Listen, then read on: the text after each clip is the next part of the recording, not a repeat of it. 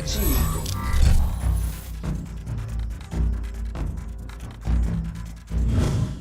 What up, everybody, and welcome into Studio Day Jeffrey for another rousing edition of Jeffrey Time. Rousing. That's a word, I think. I got some things from you guys the other day on the video. Leave in the comments what you want to talk about tomorrow. That's where the content comes from sometimes. It comes from you. So I'll answer a bunch of questions from you guys. And today, of course, we're getting ready for the NFL Combine. Big headline. I haven't seen people writing about it yet, but I don't know if you guys remember this. Every year, we check out the quarterback hands, and we see how big they are. Joe Burrow's a tiny hand guy. Joe Burrow's got a 9-inch hand. Some will tell you that there are NFL teams that if a quarterback's hand is not 9 1/4 inches or 9 3/8, depending who you ask, that teams will be like, he's not for us. I don't know if you can do that with the number one pick because his tape has sold you that much. Joe Burrow's really good, and so I'm not going to worry about it, but he's a tiny hand guy. Jake Fromm's even smaller. Jake Fromm, Georgia quarterback, 8 7/8, tiny hand. I wish I had a ruler. I wonder what my hand is. What do you think? I bet it's probably 9. I bet I'd be a tiny hand quarterback because I've shaken the hands of some quarterbacks, and they got some freaking paws on them, giant hands. What to watch for at the Combine? Excuse me. Medicals is number one. The most important thing at the NFL Combine is the medicals. They're going to check Javon Kinlaw.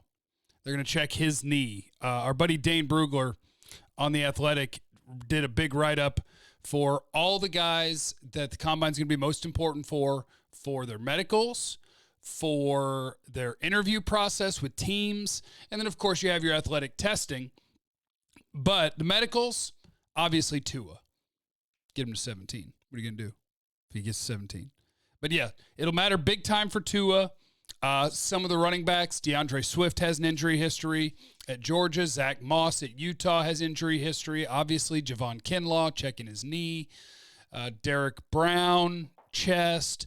There's just a whole bunch of dudes, just a ton of dudes that the medicals will be really important for. Then you've got your interviews, guys that people will have questions about either off the field or character, attitude, whatever. So teams will talk to them and try to get a better feel for who each individual person is, and then they'll do their athletic testing. So, tiny hand Joe Burrow, good luck to you, man. Tiny hand Jake Fromm, good luck to you, man. From DMB09, what do you think about an Amari Cooper, Michael Gallup, Dez Bryant, and Jalen Reagor receiving core? Jalen Reagor, the TCU receiver. Sure. Yeah, I'll take that. Do I have to take Reagor at 17? He's under 5'11", and he's well over 200 pounds. That is a strong, strong dude. He's going to carry that weight to a 4.3 something 40, and it's going to be great. Jalen Reagor's a really fun prospect. I would live to have him as a Cowboy. I am the sheepdog. What do you think of the chance Dez, i.e. Mike McCarthy? Oh, Dallas. What? Dallas, not Dez. That's my fault, not your fault, sheepdog. Chance of Dallas, i.e. Mike McCarthy, keeps Cooper, Gallup, Devin Smith, and the scouting department drafts a couple wide receivers like Van Jefferson and Colin Johnson. Combine's important for Colin Johnson, Texas receiver. He's almost 6'6". He's a huge guy. He can catch the ball way outside his frame. He can make some really sick catches, but I don't know if he can run. Will he run? Like Tyler Johnson at Minnesota. He's got pretty good tape. He's got awesome production. But on tape, I was looking at him, and I was like, I don't know if he can really run. I don't know if he can separate in the NFL. And then I see this morning that he's not going to work out at the Combine. And I went, well, that confirms that. If you're not going to work out and you're not injured, it's because you know that you weren't going to test great. And you're going to wait until you get to your pro day where it'll be on a handheld timer and you'll be a little bit faster. I like Van Jefferson. He's a good route runner, like round 4. Colin Johnson, I don't know where I'll have him. Probably round 4 or 5 as sort of a flyer where if it works out, it could be really good, but I don't want to put a bunch of draft capital into that. B. Arthur Riskind. Does the new CBA mean Randy Gregory is coming back? Not necessarily. If they approve the new CBA, which I don't think they will right now, definitely not the way the owners wrote it. The owners are trying to pull one over on the players because it's what they do. And because fans, a lot of fans, is it you? A lot of fans get mad at the players because the owners, what they do is they leak out what they want reporters to know about the CBA. Like, look, we're giving the players this amount of money and this and this, and this is exactly what we're giving them. And oh my God, what a great deal for the players. Here, go ahead and report that. And they don't report whatever could be construed as negative in their CBA proposal. And then the players have a history of, like J.J. Watt, who said that's a hard no for me on Twitter, but he didn't explain why.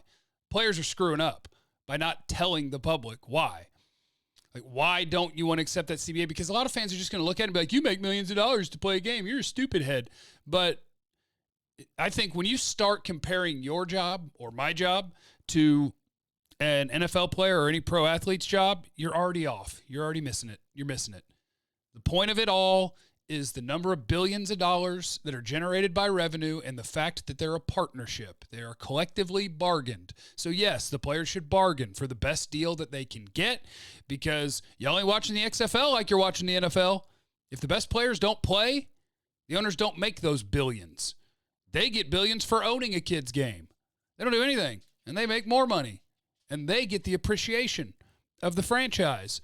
So, like, the players, they do a terrible job of communicating to the public why something is bad. And much like the salary cap, it's all a setup to turn you against the players and put you on team billionaire because you don't want to be on team millionaire, which is a really weird deal. I don't know if Randy Gregory will come back. It depends where he is. And is the biggest holdup to him playing football that he fails weed tests, or are there things that he really wants to work on before he tries to play football? So we'll find out, but I don't know. My understanding is that's just kind of been in a holding pattern. Haley, 94 Ware, says, on FanSpeak at number 17, I had Tua, oh dear, Mekhi Becton, the Louisville offensive tackle, wow, Javon Kinlaw, the defensive tackle from South Carolina, and Henry Ruggs to pick from. Well, you had 4 awesome players to pick from.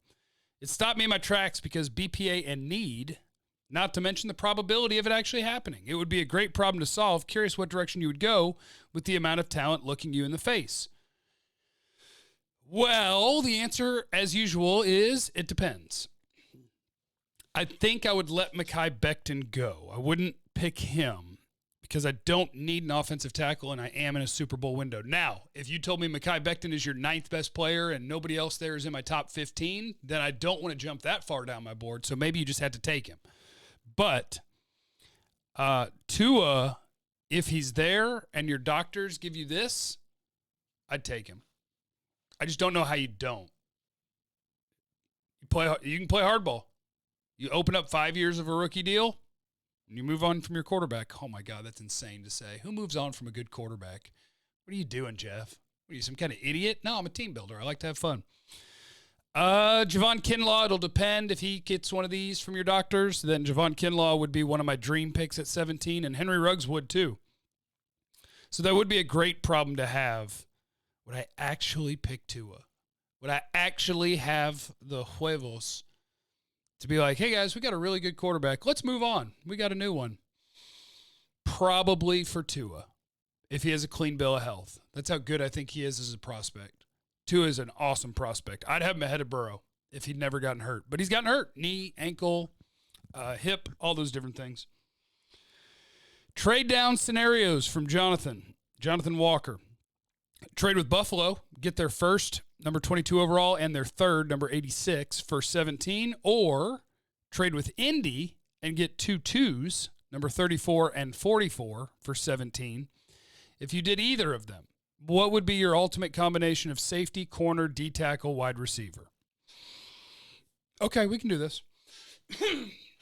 Just for fun, let's see. First of all, do I want the 2 twos or number 22 and a 3?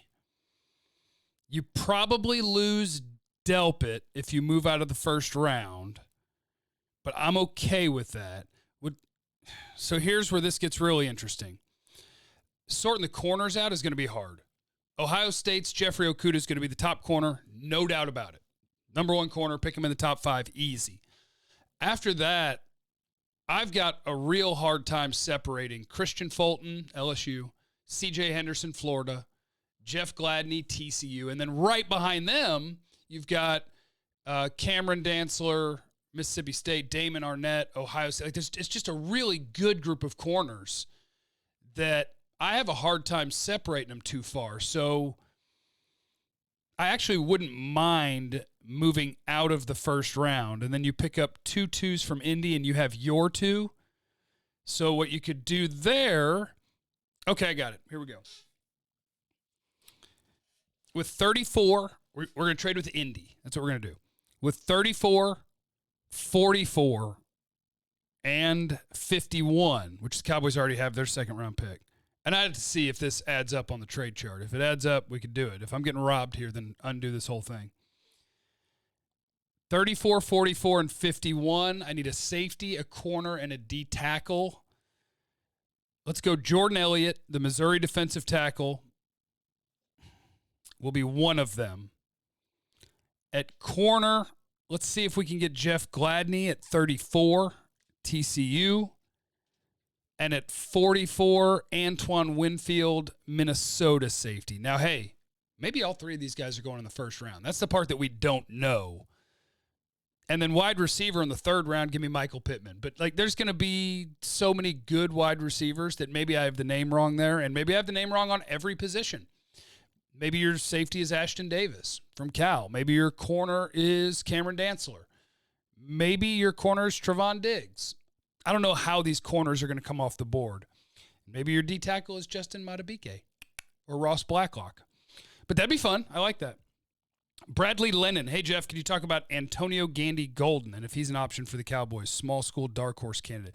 Liberty. Plays at Liberty. I hadn't seen his measurements this morning, but he's like 6'3", 6'4", 215 to 220. I think he's got the tools to be really good. His quarterback was terrible, and their route tree is simplified at Liberty, probably because their quarterback was terrible. But I think he's a good prospect. I think if somebody takes him in the 3rd round, that's not too soon. I really like him. He's a monster. Big old dude. Tough. If you're going for an XFL quarterback, get the one from Houston. That guy's the next Lamar Jackson, P.J. Walker. He wouldn't even be in the XFL, except Andrew Luck told his dad, Oliver, who runs the XFL. He's like, Dad, there's a guy in Indy with me. He's really good. Why don't somebody put him on the team? And he's the best quarterback in the XFL. So I do think P.J. Walker will get another shot in the NFL. I don't know if he'll start, but he'll get a shot in the NFL. Hurricane Teabag. If you could get Jeff Okudah, Henry Ruggs, Grant Delpit, and Chase Young, but it means Landon McCool becomes an Eagles fan and Marcus Mosher lives in your living room for the rest of your life, do you do it? You get Okudah, Ruggs, Delpit, and Young? No. If you flipped it and Landon lived in the living room and Marcus became an Eagles fan, I would do that. But I will not have Marcus in the living room. And I don't wish that on Landon to be an Eagles fan. Christian, if Byron Jones signs elsewhere, would the Cowboys receive a comp draft pick next year? If so, what round? Yes, and I bet he's going to sign for $14 million or so, maybe more, which probably, nobody's totally got the formula nailed down, but that's probably a 3rd-round pick for the Cowboys. Troy Reynolds discussed this theory that probably sucks. Let's say we trade back in the 1st and pick up a defensive player. Is there a player worth trading up for in the 2nd? Yeah. Tell me where Jalen Reagor goes. Antoine Winfield, Minnesota safety. Other trade-ups in the 2nd round, maybe Jordan Elliott or Ross Blacklock, the D tackles. Tell me how the corners fall. You could move up for...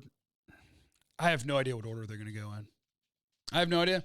But if one of my top 4 or 5 corners is sitting there at the top of 2, yeah, I'll go get them. All right, in the comments, make sure you are leaving what you want to talk about tomorrow so I can get to your stuff. Love hanging out with you. You guys are the best. Check 1053thefan.com every day. Make sure you're subscribed to the YouTube page and leave it in the comments what you want to talk about tomorrow. Turn on the notifications so that you don't miss a video. I'll see you on the radio.